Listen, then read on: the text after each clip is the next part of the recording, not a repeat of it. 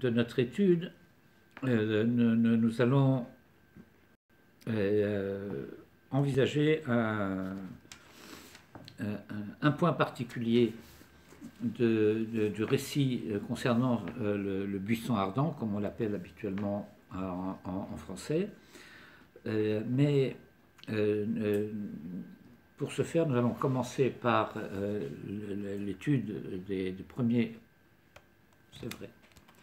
Donc nous allons commencer par l'étude des premiers versets de la scène du buisson ardent, jusqu'à arriver à un point où il est demandé à Moïse de se déchausser, parce que, dira le texte du verset, la terre sur laquelle la terre que tu foules est une terre machokasée.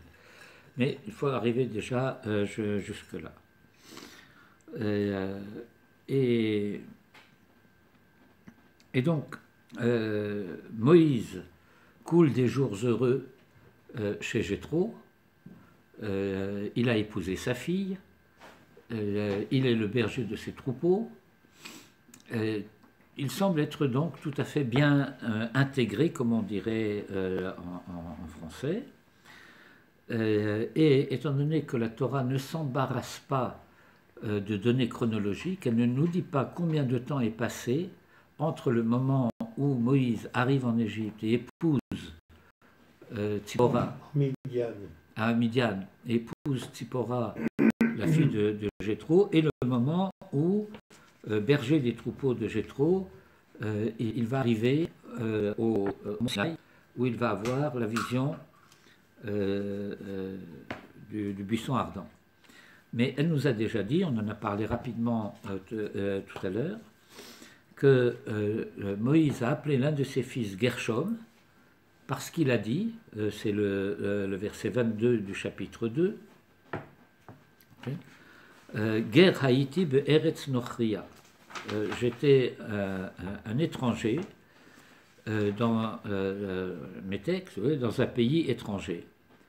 Et à ce moment-là, la Torah reprend, comme si il était important pour nous de savoir ce qui se passe en parallèle de ce temps que Moïse a passé en Égypte. De la même manière que le verset 11 du chapitre avait commencé par dire « Vaïgdal Moshe Vayetse Lechav » et que c'est préfacé, si j'ose dire, par l'expression « Vaïhi Bayami Mahem » et que nous avons vu que ce « Vaïhi Bayami Mahem » désigne toute la période pendant laquelle Moïse grandit. Du point de vue du récit de la Torah, tout se passe comme si, et certains le midrashim le soulignent, comme si c'était intemporel. Comme si du jour au lendemain, Moïse avait grandi. Mais on ne passe pas de 3 ans à 20 ans, ni de 3 ans à 40 ans. Mais la Torah n'a rien à dire à ce sujet. Elle ne nous décrit pas le détail de cette évolution. En fin de compte, Moïse grandit. Et il va sortir vers ses frères. Et plusieurs commentaires, et certains midrashim le laissent entendre aussi, et je l'ai mentionné tout à l'heure, ce n'était pas un fait isolé. Et puis voilà que Moïse prend conscience de ce qui va être son grand choc moral, culturel, spirituel, etc.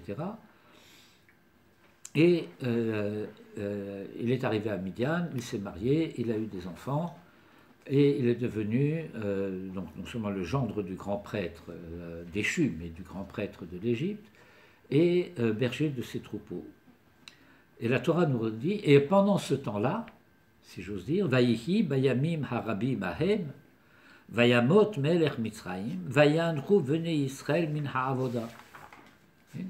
Et le pharaon d'Égypte, le roi d'Égypte mourut, et les Hébreux ont soupiré. Donc c'est la plainte qui est formulée ici à cause du travail. Vaïza'aku, et ils ont crié, Vataral sharatam el ha'elohim min ha'avoda. Et leur plainte est montée jusqu'à Dieu du dedans de leur travail. Ça vaudrait la peine d'analyser plus en détail les expressions qui sont utilisées ici, parce que le terme qui est utilisé à plusieurs reprises, c'est avoda, alors qu'on se serait davantage attendu à ce que ce soit melacha, parce que avoda est normalement utilisé pour deux choses, ou bien les travaux agricoles, avodat ha'adama, ou bien pour le culte. Alors que melacha concerne tous les travaux artisanaux, tous les travaux qui ne concernent pas l'agriculture. Or, le travail du maçon, le travail du charpentier, les corps de métier qui est nécessaire pour la construction des bâtiments, c'est normalement pas une avoda, c'est normalement une melacha. Et pourtant, la Torah appelle ça avoda. Et dans certains textes traditionnels également, nous avons avoda kasha, un dur labeur. Donc ça devrait s'analyser. Mais voilà que le texte nous dit que leur plainte est montée jusqu'à Dieu, et le verset suivant dit « Et Dieu a entendu ». Mais Dieu est désigné ici par le nom de Elohim. Et le nom de Elohim, ça veut dire Dieu qui est providence en tant que juge. Et cela signifie que la Torah nous laisse entendre qu'il y a une plainte qui dénonce une injustice. On ne mérite pas ça. C'est devant Dieu que les Hébreux se plaignent. Et c'est jusqu'à Dieu que cette plainte monte. Mais Dieu désigné en tant que juge, Elohim, Midat Hadin. Et Vaïskor Elohim et Berito, et Avraham et Yitzhak et Yaakov, verset difficile, parce que ça veut dire que Dieu se souvienne, est-ce qu'il aurait oublié? Mais donc cela veut dire que sur les plateaux de la balance, en quelque sorte, eh bien, on va mettre la question du mérite ou du démérite des Hébreux et de la promesse ou du serment qui avait été fait au Père. Et donc, est-ce que je vais le formuler de cette manière, est-ce que les Hébreux sont seulement biologiquement les descendants des pères, ou est-ce qu'ils en sont les descendants, c'est-à-dire les continuateurs? Et sinon, pourquoi? Et si oui, pourquoi? Toujours est-il, la Torah nous dit, dans tout le passage, qu'il s'agit ici des Béné Israël. Et la Torah utilise déjà cette expression Béné Israël, mais cette expression n'est pas conventionnelle. Ça veut dire que les Hébreux sont identifiés comme étant fils d'Israël, je dirais d'Afka, spécifiquement. Dans le passage précédent, lorsque Moïse a vu un Égyptien frapper un Hébreu, le texte n'a pas dit Ish mi Béné Israël, il a dit Ish Ivri. Okay. Et donc le texte aurait parfaitement pu dire Vayanku ha-ivrim, comme le texte dira plus loin, quand Moïse se présente devant Pharaon, Elohé ha-ivrim shalachani, le Dieu des Hébreux m'a envoyé. Mais ils sont appelés Béné Israël. C'est-à-dire que la Torah tient à nous dire que, quoi qu'il en soit de leur mérite, des mérites, etc., nous avons à les considérer comme tels. C'est la Torah qui les appelle Béné Israël. Et quand la Torah les appelle Béné Israël, ce n'est pas gratuit. Et Vayar Elohim et Béné Israël, Vayeda Elohim. Et alors, sur ces entrefaites, où Moshe, Haya Roe et Tson Yitro Chotno Kohen Midian. Tous ces détails. Si on se rapporte au dernier verset du chapitre 2, ça veut dire quoi, Vayar Elohim? Ça veut dire il a jugé. Et avant, il ne pouvait pas? Avant qu'il se plaigne?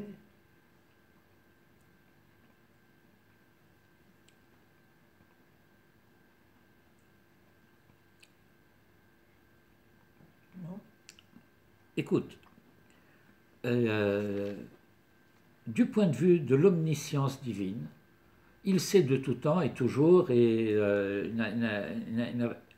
il n'a pas besoin d'un acte particulier, de ce qu'on appellerait par rapport aux hommes d'un acte cognitif particulier pour savoir ce qui se passe sur Terre. Mais voilà que ici, ce que la Torah raconte, c'est que les Hébreux ont provoqué ce jugement. Littérairement, tout se passe comme si les Hébreux souffrent, ils crient. Mais la Torah n'a pas dit seulement qu'ils crient, mais que leur plainte est montée jusqu'à Dieu. Et elle appelle Dieu Elohim. Ça veut dire qu'à ce moment-là, tout se passe comme si les Hébreux ont provoqué le jugement. Est-ce qu'on mérite cela? Quand on pose la question est-ce qu'on mérite cela, la plupart du temps, on sous-entend que non. Bon. Mais la Midat Hadin, elle, eh bien, elle va... qui sont ces gens qui se plaignent et au nom de quoi? Au nom du fait qu'ils sont identifiés, ils s'identifient eux-mêmes, malgré tout, comme Béné Israël. Or, que savons-nous de ces Béné Israël? Eh bien, la tradition nous dit, ce que la Torah ne nous dit pas, qu'ils étaient tombés, comme on dit en français, au 49e dessous. Les Français ont l'habitude d'appeler ça le 36e, mais c'est pour d'autres raisons et on ne va pas rentrer dans la socio-linguistique française.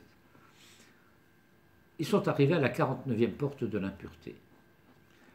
Le Or HaChaim HaKadosh, en particulier, lit cette information en disant « Étant donné que les Hébreux sont venus pour tenter de purifier l'Égypte, eh bien, pour purifier l'Égypte, il faut qu'ils descendent aussi profond que possible dans l'impureté de l'Égypte.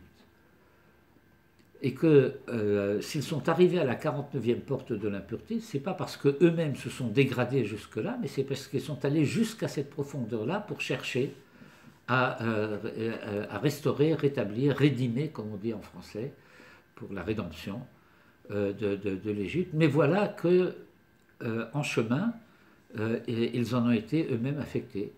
Des gens qui vont travailler dans des léproseries risquent de devenir lépreux. Des gens qui... je ne sais pas, Marie Curie, vous avez entendu parler de Marie Curie? Bon, Marie Curie a inventé d'une certaine manière la radiologie au moment de la Première Guerre mondiale. Et elle a pu ainsi soigner et sauver énormément de soldats, etc. Mais du coup, elle s'est trouvée soumise aux rayons et elle en est morte. Parce qu'on n'avait pas encore découvert les méfaits de la radioactivité. Et donc on ne pouvait pas tellement s'en protéger. Toujours est-il que nous savons, nous, que ces Hébreux-là, eh bien, n'étaient pas des juifs pratiquants, pour parler en termes, encore une fois, dans le patois des yeshivot. Nous savons qu'ils étaient idolâtres. Comment savons-nous qu'ils étaient idolâtres? C'est la tradition qui le dit, que lorsque Moïse va s'adresser à eux dans la paracha de Bo, en leur disant « Mishru ou Krou lachem », pour donner les mitzvot de l'agneau pascal, le Midrash va dire « Mishru yedechem me'avodah zara ». Retirez vos mains de l'idolâtrie et nous allons sacrifier la divinité de l'Égypte. Néanmoins, ici, il provoque ce jugement. Et nous apprenons par ailleurs, dans ce même contexte, que ces Hébreux qui sont devenus idolâtres, qui ne pratiquent pas la circoncision, et qui semblent donc avoir, d'une certaine manière, brisé l'alliance d'Abraham, eh bien, ils ont conservé un certain nombre de traits nationaux.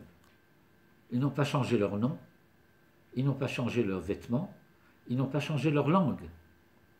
Et il n'y a pas parmi eux, sauf exception, de mouchard.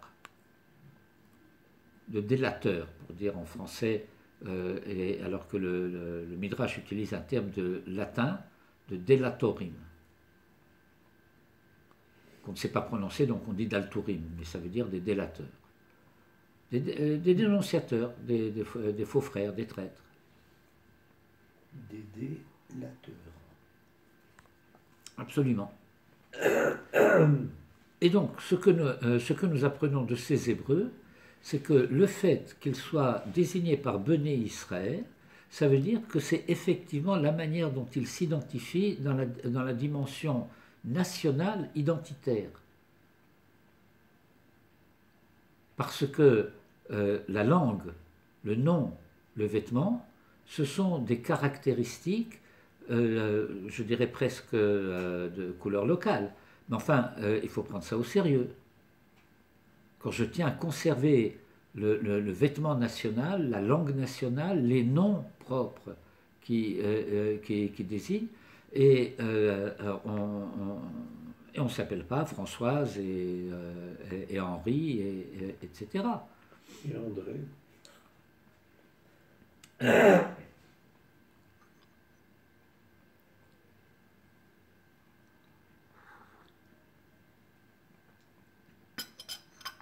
Encore que André, ça pourrait être une transposition de Adam.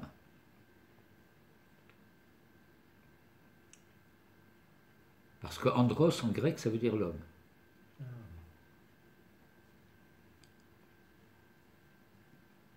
D'où androïde, etc. Ne pas confondre avec Andromaque. Mais enfin, bon, ça c'est encore une autre histoire. Or, donc les Hébreux provoquent ce jugement, et il semble à ce moment-là que ce jugement aboutit à dire, eh bien, finalement, puisqu'il existe encore quelqu'un à sauver, eh bien, ils sont dignes d'être sauvés. Quel est le mérite des Hébreux pour pouvoir pour mériter de sortir d'Égypte? C'est d'exister. Puisqu'ils existent, ça veut dire qu'ils ne se sont pas complètement fondus dans la masse anonyme, ni de la société, ni de la culture égyptienne. Il y a encore des Béné Israël malgré tout. En parallèle de cela, la Torah vient de nous dire, eh bien, ce Moïse acculturé à la civilisation, à la culture égyptienne, acculturé à la civilisation madianite, prend conscience de soi en tant qu'étranger. Comment il appelle son fils? Gershom, parce que j'étais un métèque dans un pays étranger. Métèque en Égypte, pays étranger à Midian. Ah, tu te connais comme n'étant pas chez toi, alors peut-être que tu es mûr pour pouvoir commencer le mouvement qui consiste à retourner chez soi. D'où suite du récit. Et à cette époque-là, pendant ce temps-là, pendant toutes ces années-là, Moïse était le berger des troupeaux de son beau-père, Yitro, prêtre de Midian. Tout ça, il faudrait le déchiffrer dans le contexte, parce que tout cela, on le sait. Son Yitro, ça aurait suffi, parce qu'on sait que Yitro est son beau-père, et on sait qu'il est Cohen Midian, et on sait que Moïse est son gendre.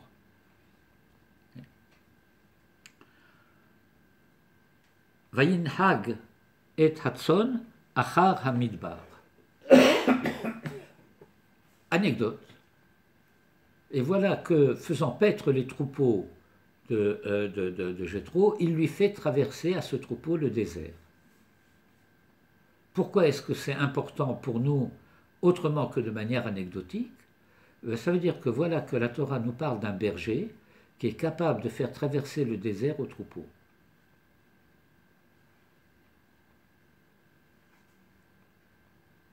Et Moïse sera désigné comme étant le berger fidèle, et son troupeau, ça sera le peuple d'Israël, à qui il va falloir qu'il fasse traverser le désert pour l'amener au pays d'Israël. Et donc, pas prédestination, mais dévoilement par la Torah d'une capacité. Voilà quelqu'un qui est capable de cela. Vayavo el har Elohim choreva. Et il est arrivé à un lieu qui est appelée dans la culture, dans la civilisation locale, la montagne de Dieu. Le Maharal va expliquer que, je traduis dans le vocabulaire de Manitou l'enseignement du Maharal, qu'à cet endroit-là se trouvait le Beth Midrash de Yitro.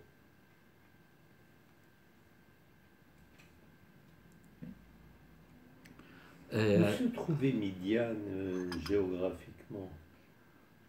Au nord-est de l'Égypte. Dans le désert du Sinaï?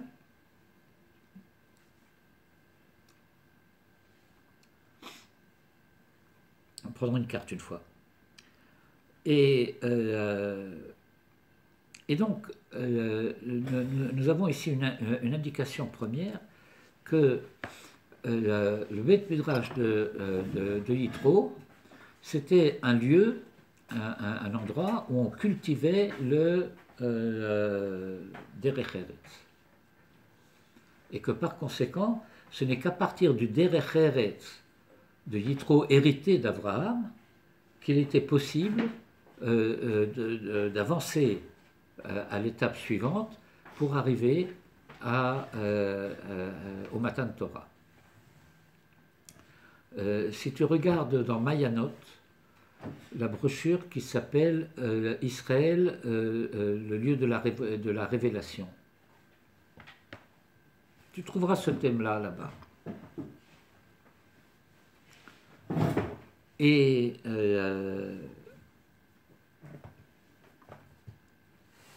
alors, Vayera Malach Hashem Elav, Belavat Esh Mitoch Hasne. Et la Torah nous raconte qu'un ange de Dieu se dévoila, se montra, se révéla à lui dans une flamme, Belavat Esh, okay, Mitoch Hasne, du dedans du buisson. Vayahar, et il vit, Vehine Hasne Borer, Baesh, et voilà que le buisson brûle dans le feu, Vehasne Enenu Ukal, mais que le buisson n'est pas consumé. Alors maintenant, on va décrypter un petit peu.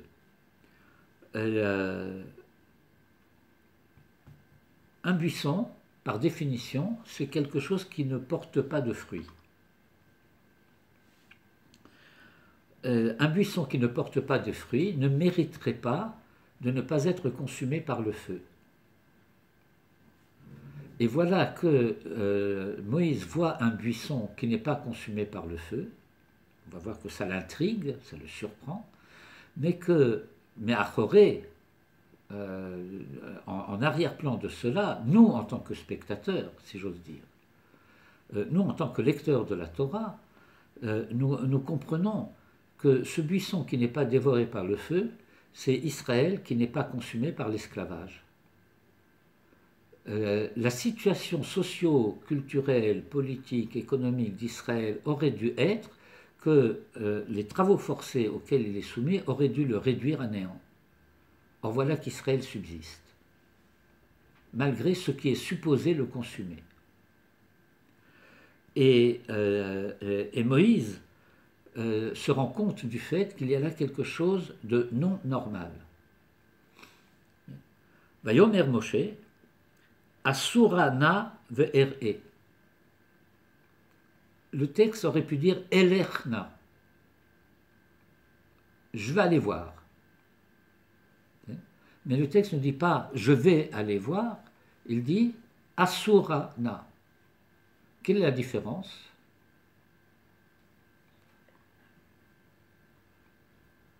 Il se détourne d'autre chose. Il se détourne d'autre chose. Pour être assez tov, il faut commencer par être sourd-méra. Et lorsque le texte dira plus loin que Dieu a vu qu'il s'ar l'irhot, qu'il s'est détourné pour voir, le Midrash va nous dire à quel moment s'est-il détourné pour voir. Eh bien, c'est lorsque il a grandi et qu'il est sorti vers ses frères. Et de quelle manière le Midrash le lit? Bon, on a d'autres questions. Dieu a mis 40 ans pour se rendre compte. Mais ça veut dire que il y a là le dévoilement d'une attitude que le Midrash considère comme étant un trait de caractère viscéral chez Moïse. Il ne se conduit pas conformément à une espèce de norme anonyme, froide, etc. Il va voir de près. Sar lirot, le Midrash dit, pas maintenant le buisson, ça aussi, puisque c'est le récit, mais que c'est quelqu'un qui était capable d'aller voir ce qui se passe chez ses frères, d'aller voir de près, de se préoccuper de leur sort. Que nous puissions dire, d'après une certaine ligne de lecture, ah déjà il se préoccupait du bien-être des Hébreux, ou bien que, suivant une autre ligne de lecture, pas incompatible avec la précédente, on dise, eh bien, il se préoccupait du sort de l'Égypte. Et le sort de l'Égypte, eh bien, cela comporte également le bien-être et des Égyptiens et de ceux qui sont à leur service. Le Midrash qui nous fait lire que Moïse est allé voir Pharaon et lui a dit, tu sais, faire travailler les gens 7 jours sur 7, c'est pas bon, parce que s'ils ne peuvent pas se reposer, ils ne peuvent pas bien travailler. Eh bien, c'est pas un discours par lequel Moïse essaye de tromper Pharaon, il lui dit la vérité. Mais voilà que le bien de l'Égypte et le bien des Hébreux peut aller dans le même sens. Ce n'est pas nécessairement antagoniste. L'un n'est pas nécessairement au détriment de l'autre. Bon, Pharaon, plus tard, il ne va pas comprendre. Il va dire pourquoi les Hébreux veulent la liberté, c'est parce qu'on leur a donné un jour de repos, alors on va leur supprimer. Mais ça, c'est encore un autre problème. Pour l'instant, Moïse dit Asurana ve'er'e. Je vais me détourner, je vais dans un truc. Bon, et bien là, je vais faire un écart. Je vais faire un détour. Ve'er'e. Et je verrai. Et hamar'e hagadol hazeh. Cette vision extraordinaire, cette grande vision, Madoua lo yiv'ar hasne, qu'est-ce qui fait, qu'est-ce qui provoque ce fait? Madoua, c'est pas lama. Lama, c'est la question qui est posée par rapport à la finalité. Madoua, c'est la question qui est posée par rapport à l'origine. Qu'est-ce qui fait cela que le feu, que le buisson ne brûle pas? Ne brûlera pas. Bon, mais l'hébreu utilise le futur pour exprimer le présent. Non, ça pourrait aussi vouloir dire que même pour les esclavages à venir, on peut faire la lecture Drash, mais je veux dire que dans la lecture Pshat, pourquoi le buisson ne brûle pas? Et donc pourquoi, d'une manière générale, le buisson jamais ne brûle? Mais Dieu vit qui sar lirot. Ça veut dire que c'était important, puisque Dieu le remarque, que Dieu porte un jugement sur le fait que, voilà, ce Moïse, c'est quelqu'un qui est capable de quitter le chemin prescrit, pas le droit chemin, parce que ça laisserait entendre d'autres choses. Non, le chemin direct. L'itinéraire prévu. Le sillon, le télène. Vous savez, j'ai souvenir, est-ce que j'ai le temps de raconter des souvenirs? Mon fils a eu un ami quand il était, quand il rentrait à la Yeshiva Tichonit. Donc, en français, c'était en entrée en 6e, quand on commence le collège d'après l'école française. Il avait un ami qui était le fils d'un diplomate qui avait été en poste à l'étranger dans un pays d'Amérique du Sud et qui revenait en Israël. Et donc il inscrit son fils à la yeshiva et il va expliquer au Rosh Yeshiva, ben, tu sais, mon fils, on était à l'étranger, j'étais en poste là-bas, il a été dans une autre école, etc. Il peut avoir un peu de difficulté à s'adapter au début. Okay? Le Rosh Yeshiva, parfait éducateur et pédagogue, lui dit, eh bien, ou bien il rentre dans le sillon, ou bien il n'est pas pour nous. ou שנכנס לתלם, ou שלא שייך לה. Vous voyez le principe? Incapable de להיות שר לראות. Dans ces termes-là, נכנס לתלם. Alors Moïse, ce n'est pas quelqu'un qui reste dans le télém. Alors, Vaïkra Elav Elohim mitoch hasne. Alors, Dieu l'appelle, mais Dieu midat hadin. Okay. L'appelle du dedans du buisson. Vayomer Moshe Moshe. Okay. Et lui dit Moïse Moïse. Alors, le thème du double appel, ça veut dire Moïse de Olam Hazé et Moïse de Olam Haba. Ce Moshe, il a cette envergure-là. Et voilà que Moïse répond, Hineni, je suis prêt. Et le texte lui dit, le texte dit à ce sujet, Vayomer, al tikrav halom, ne t'approche pas davantage. Alors il y a un midrash très intéressant qui dit la chose suivante. Lorsque Moïse dit « me voici okay, », me voici, ça veut dire « je suis prêt à quoi ?» Alors le midrash dit « je suis prêt pour la royauté et la prêtrise ». Alors on lui répond « al tikraf halom », tu t'avances trop. Toi, ton rôle, c'est pas d'être roi, ça c'est pour Yehuda. C'est pas d'être prêtre, ça c'est pour Aaron. Ton rôle à toi sera d'être prophète. Un autre rôle. C'est pas celui auquel Moïse lui-même aspirait au départ. Mais voilà ce qu'il est exigé de toi. Shal ne'alecha me'al raglecha. Ôte tes souliers de tes pieds.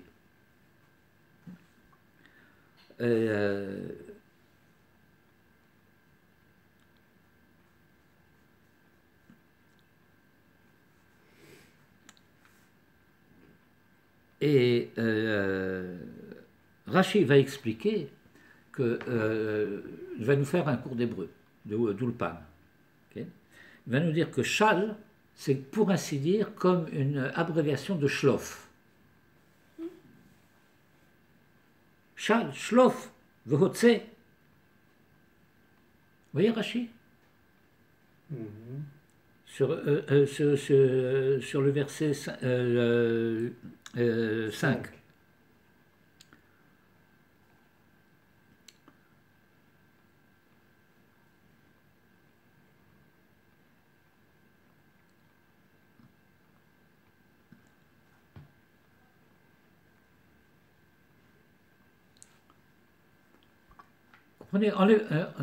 Bon. Or, ici, bien que nous arrivions en fin de piste, si je puis dire, en fin de course, du point de vue de notre temps, eh bien, je vais essayer d'expliquer ça à partir d'une image du Zohar. Le Zohar considère le corps de l'homme comme étant la chaussure de la Neshama.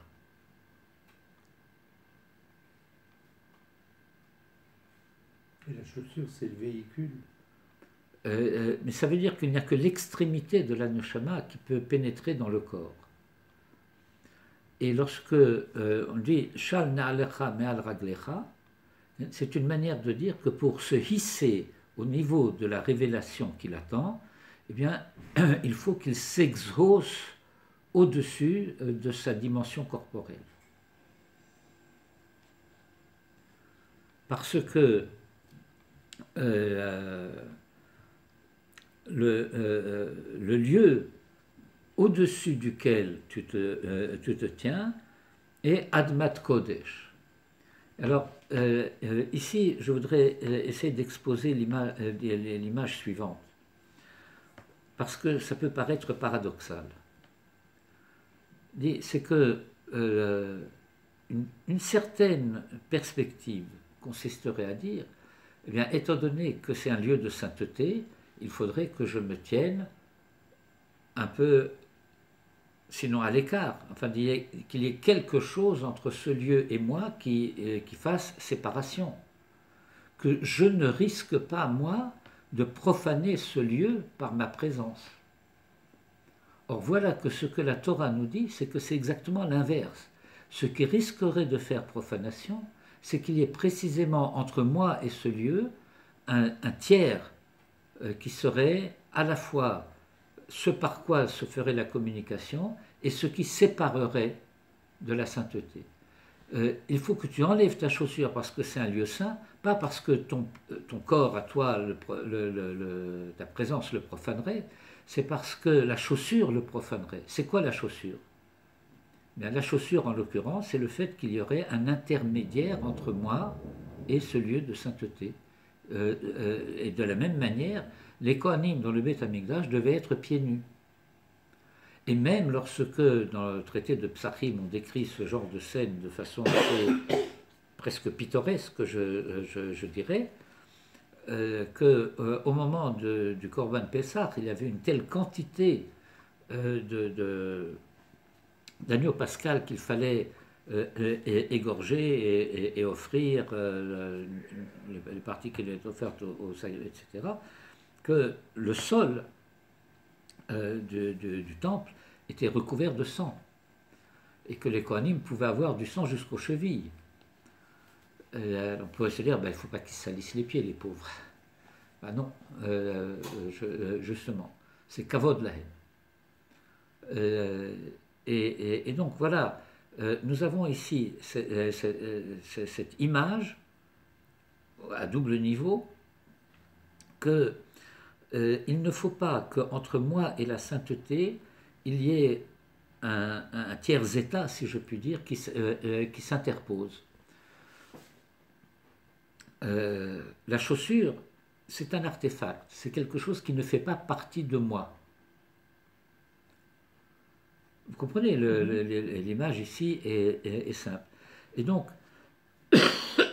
c'est pas que je ne peux pas fouler le sol du lieu de sainteté, c'est-à-dire je ne peux fouler le lieu de sainteté que pieds nus. C'est-à-dire sans intermédiaire. C'est-à-dire sans intermédiaire. Et un autre, peut-être pas un autre niveau, mais sur un autre plan, celui auquel je fais référence tout à l'heure à partir du Zohar, c'est le fait qu'à un niveau de sainteté peut-être plus abstrait, eh bien, c'est le corps tout entier qui risque de faire obstacle à la relation à la sainteté. Le Maharal explique, je voudrais dire cela rapidement et peut-être trop rapidement, dans l'introduction à son commentaire sur Gvurot Hashem. Non, enfin son livre Gvurot Hashem, qui est le commentaire sur la sortie d'Égypte et le Sefer Shemot d'une manière générale. Le Maharal explique la différence qu'il y a entre la sagesse et la prophétie. Et il dit, eh bien, la prophétie procède par image. Et c'est la raison pour laquelle il n'y a dans la Torah, en tant que prophétie, aucune référence à des notions abstraites, comme Olam Haba, Triat HaMetim, etc.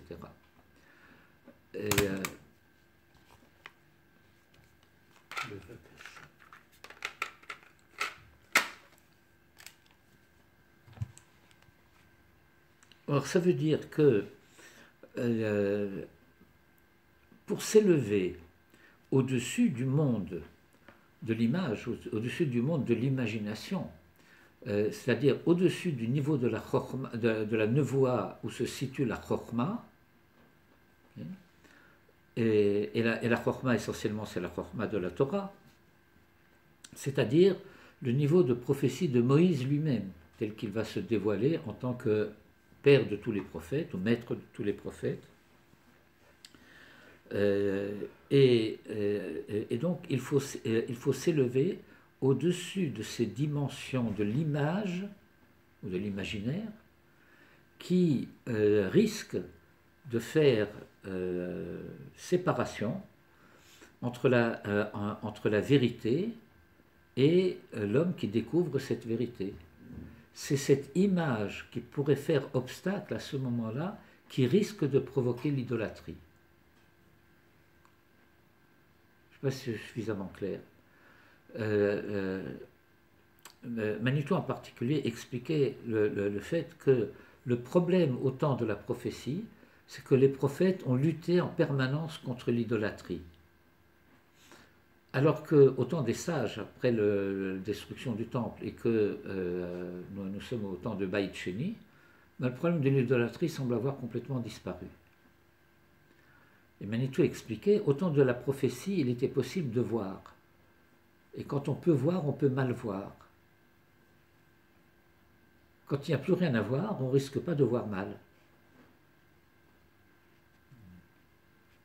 Mais donc, cette injonction, Shal na'alecha me'al raglecha, ôte tes chaussures de tes pieds, parce que le lieu au-dessus duquel tu te tiens est un lieu de sainteté, Admat Kodesh, eh bien, cela signifie qu'on ne peut pas souffrir une séparation, quelque chose qui serait à la fois ce qui met en relation et ce qui sépare, lorsqu'il est question de la sainteté. Voilà. Pas pour ce soir, parce que le temps a passé. Mais lorsque la Torah dit Admat Kodesh Hu, Rashi dit Hamakom. Bien sûr. Oui, mais alors, on l'aurait pas compris. Ki Hamakom asher ata omed alav Admat Kodesh Hu.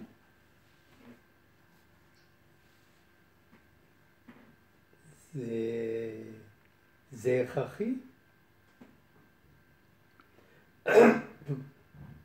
Non, mais c'est pas pour ce soir.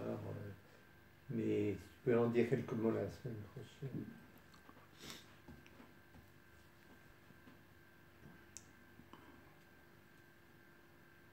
Bon, réfléchis dans la direction où il y a des contextes dans lesquels un des surnoms Kinouim en hébreu de Dieu, c'est Hamakom.